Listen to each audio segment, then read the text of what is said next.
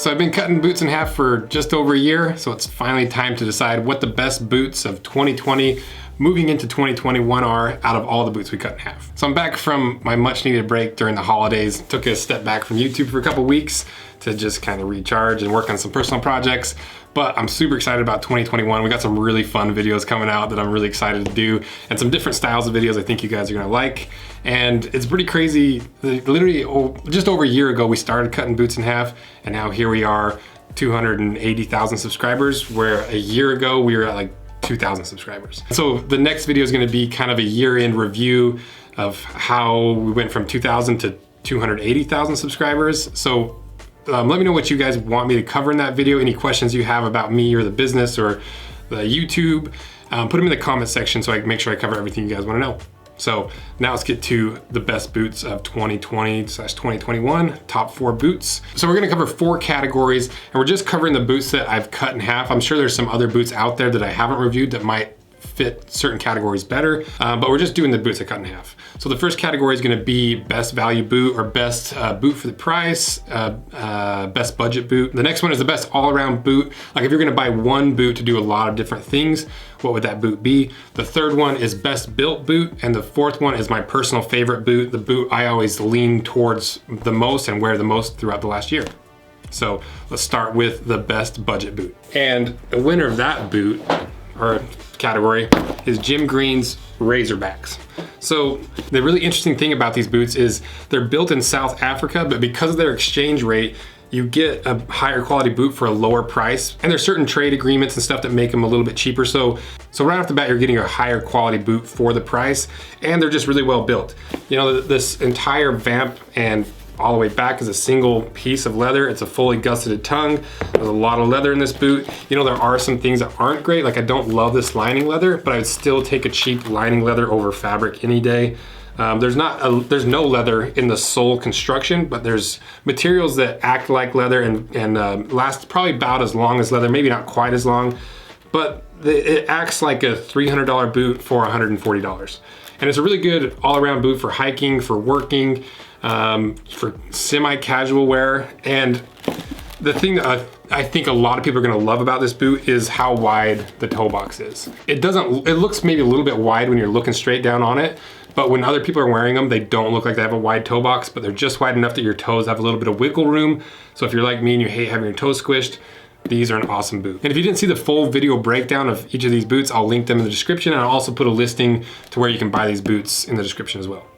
All of the boots. Next category is the best all-around boot and kind of the shop pick. I talked to everyone that works at the shop, and we discussed what would we choose if we had to buy one boot to work in, to play in, to take out on to town with your lady without dressing up too much.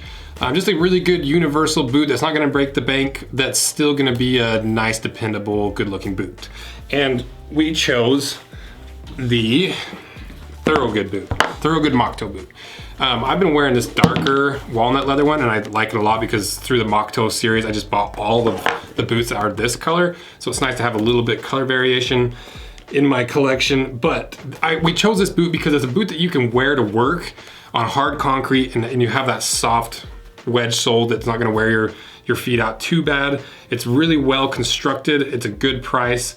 You know, it's got this pour-on layer that's really comfortable, and you can shine them up and wear them with a casual outfit and look just fine going to dinner with your girlfriend or your wife or whoever you're going to dinner with. And then construction-wise, you know, this wasn't the best mock toe out of the mock toe series, but it checked a lot of the boxes and is a really good universal boot. And one of my favorite things about the Thorogood boots is you really only need 1 or 2 days of break-in period and the boot fits you like a glove, because it's that tumbled leather that's really soft and supple, and it's an oil tanned leather. I really like Thorogood boots. Boots protect you from dangerous things on the ground. NordVPN protects you from dangerous things on the internet. It's basically a virtual pair of boots. NordVPN protects your information and your identity, and almost as importantly, it allows you to watch movies and shows on your favorite streaming site that aren't available in your country. And if you're wondering what a VPN is, it stands for Virtual Private Network. It basically creates a encrypted barrier to protect your data and protects you online by hiding your IP address, and allows you to use public Wi-Fi hotspots safely. So it's super important to have if you're using public Wi-Fi on a regular basis, or if you don't want your location known or your internet browsing history known or tracked, or if you're a gamer and you don't want your bandwidth to be throttled. So get your pair of internet boots on and protect yourself online by going to nordvpn.com/roseanvil or use the code roseanvil at checkout to get a 2-year plan plus 1 additional month with a huge discount. So thanks again to NordVPN for sponsoring this video, and be sure to check them out. We use them in the shop. Next to highest quality boot or best built boot, probably no surprise choosing NYX handmade boots. These are far and away the highest quality, most sturdy, best built boots that I reviewed in the last year. You know, they're really hard to beat. There are some brands out there that you might think have a better style construction or similar construction that's on par, but these, out of all the boots that I cut in half, these are by far the best. You know, they've got everything from a more casual style boot, like the Roberts that we reviewed, all the way up to these urban loggers that are a really good work boot or a hike boot or hunting boot. And how do you beat that much leather in a boot? I love that these boots are handmade in America by skilled craftsmen, making the highest quality boots humanly possible and using the best materials. You know, you got that oak bark tan leather all through the midsole, outsole, insole. It's just hard to beat. And you might be wondering where the video I was teasing about NYX is. It was supposed to come out in December, but then they asked me to push it back till January because they've been so swamped with orders. They didn't want to take on, they didn't want me to post a video and have a huge batch of new orders that they couldn't fulfill until later on. But I think they're getting caught up, and that video will be out soon, and it's going to be so much fun. Firing. But back to NYX, hard to beat. You know, they combine all the best aspects of boot making to make the ultimate durable boot. Are they the most stylish boot? Not necessarily. There's some boots out there that look better, that don't have quite as much work-inspired design and lines and aesthetic. But if you're like me and you like work boots, you like that more working men's style, and you're not trying to be dressed up in a suit and tie all the time, I really enjoy the style. But the other thing about these boots is they come at a pretty high price. They start at about $500 and then they go up from there. And they don't really go beyond $650, but you're paying twice the price or 3 times the price or 4 times the price of most boots you're gonna get. But I feel like everyone pretty much agrees, and I'm pretty safe saying that you get what you pay for when it comes to NYX boots, and I've been super impressed with them. Now for the final category, this is kind of a unique category because I didn't want to just choose the best built boot or the most universal boot. I wanted to choose the boot that I tend to go towards most. At the beginning of a day, which boots do I wish I had on? Which boots have I worn the most over the last year? Which boots do I recommend to people the most? And to me, the best boot that balances everything that I like out of a boot and what I need out of a boot and that I go to most, what might be a little bit of a surprise to some of you guys, is Redback's boots.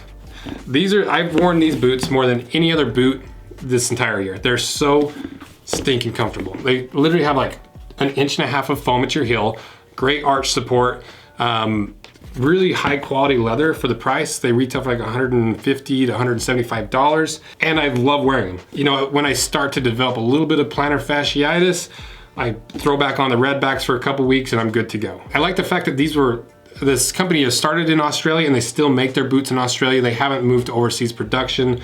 They still make high quality stuff, and you know, you get that combination of the TPU outsole, that's like that non-slip, oil-resistant, comfortable outsole with the extra comfortable polyurethane midsole.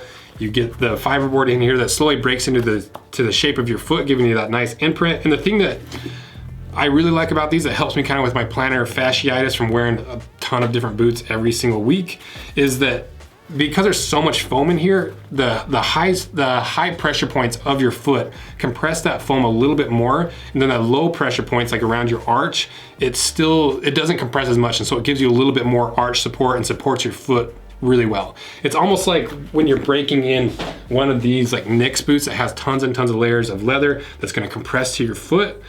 This takes 200 hours to start compressing into your foot and start getting a footprint. This will break into your foot really quick. Within the first week, you're gonna have a lot more comfortable boot and you're gonna break in this leather really quick. And in these reviews, I didn't really take into consideration which boot companies have sponsored me and which haven't, because Redback's never sponsored me.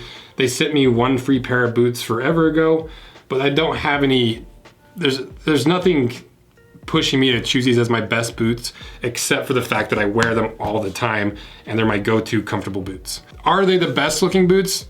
Far from it. But for me, for most occasions, I go for these boots. So that's why I chose Redback as my favorite boot, my go-to boot, the one I recommend probably the most to people. But all these other boots are great too. You know, Nicks are hard to beat for quality. Thorogoods might be the best all-around boot for if you only had to buy one boot. And Jim Green's, if you're on a budget, these are killer. So let me know what you guys think. Do you think I got any of these wrong? What would you choose out of the boots that I cut apart for each of these categories? Or what would you choose for boots that I haven't cut apart for these categories? Because I'm interested to see kind of what you guys think and which brands you like most for what occasions. And don't forget to put your questions below for the year-end review video coming out in probably the next video. And thank you guys so much for everything you do. This channel is so much fun and I love doing it, and I'm glad to be back from break because we got some super fun stuff coming in 2021. So thank you guys for everything. If you're not subscribed, consider subscribing. So, oh, and Toaster's here. Toaster's just been hanging out the whole time, just in his little donut. I thought he might pop on screen, but I don't force him to unless I pull him into screen from his donut. So thank you guys. See ya.